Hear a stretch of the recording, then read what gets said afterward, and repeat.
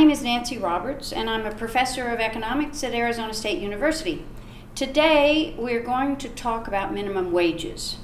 And before we look at the graphs and talk about some problems with minimum wage, what we need to understand is that minimum wages affect the unskilled labor market. They don't affect most markets, they affect the unskilled labor market.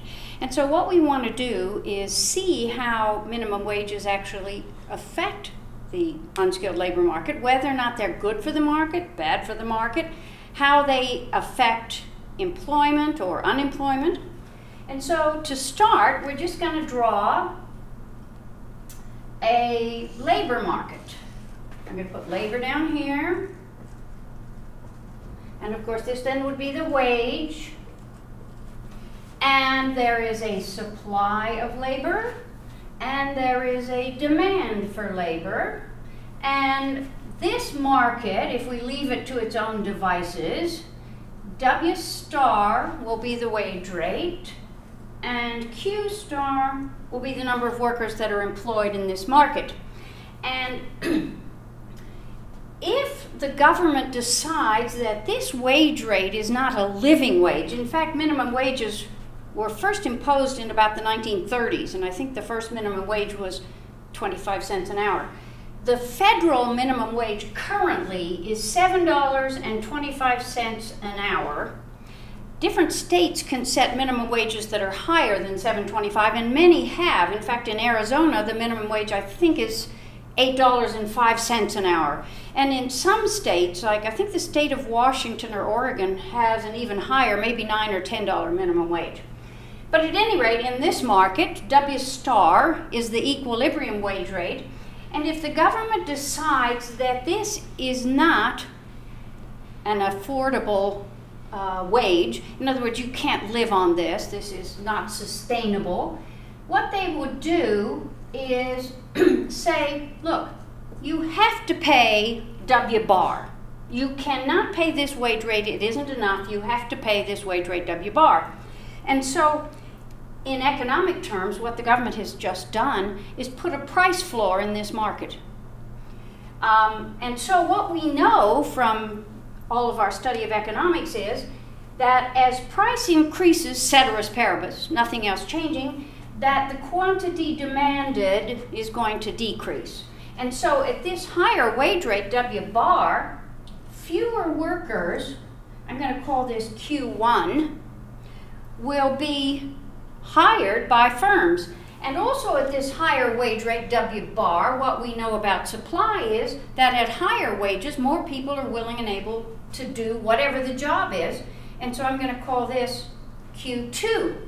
So what we have done with this minimum wage is actually hurt the very people we're trying to help. We're trying to help unskilled labor, people with low skills. In fact, when we look at the data on minimum wage laws in the unskilled labor market, what we find is that the majority of unskilled labor are actually teenagers. But nonetheless, there are people who are trying to support families and themselves on this minimum wage. But what we've done is create this unemployment here. At W bar, this many people want to work, and at W bar, only this many are going to be hired.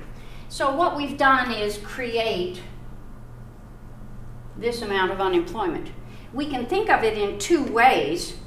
We can think of it as these people right here, Q star minus Q1, these are the people who actually were employed, but because of the minimum wage, they lost their job. And what they lost was this many jobs at this wage rate. So all of this area here, which I'll just put polka dots in, all of this area here is the loss to these unskilled laborers in this market because of the minimum wage. Now, some people kept their jobs. These people kept their jobs when the minimum wage went up. Not only did they keep their jobs, but they got a raise. And so the gain in this labor market, I'm just going to put gain right there, is this many workers who saw their wage increase.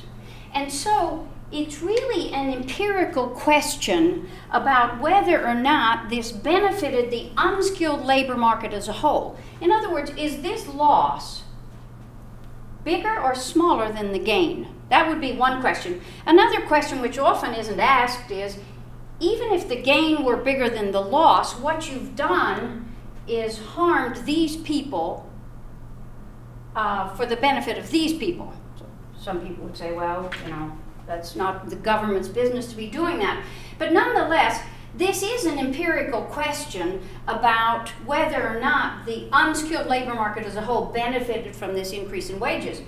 And what's very relevant in the answer to that question is elasticity of demand. You'll remember we've discussed elasticity of demand. And what I want to do is show you two demand curves. I'll do it here. I'll do a demand curve that's very elastic. So I'm going to call it D sub E because that's a relatively elastic demand curve.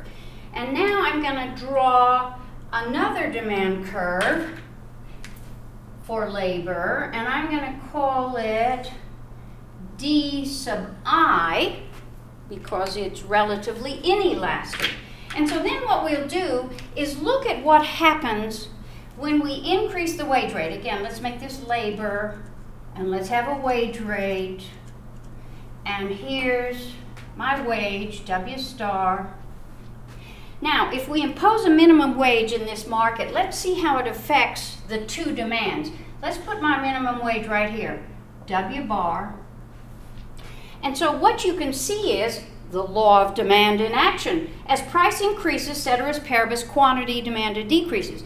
And it decreases in both markets. It doesn't matter if your demand is inelastic or if it's relatively elastic. So here we'll start with Q star. That was the first amount. Now, let's see how this minimum wage affected employment in the inelastic market. Well, here's my new equilibrium. So I'm going to call this Q sub E. And so what you can see is we lost some jobs.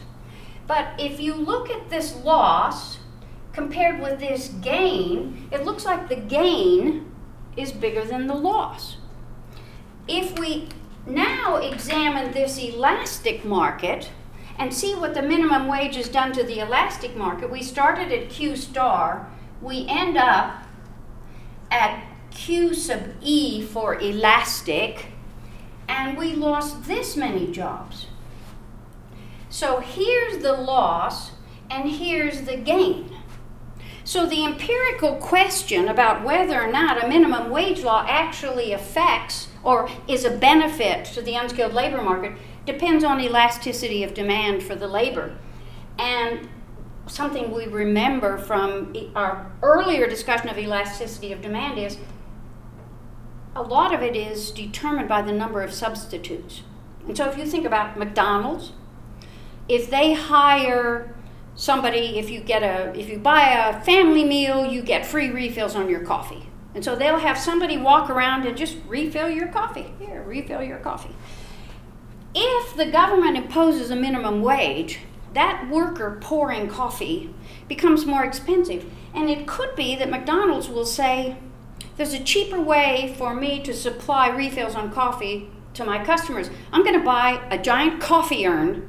I'm going to set it up on the counter, and individuals can come and just refill their own coffee themselves. In other words, substitute capital for labor if labor gets too expensive.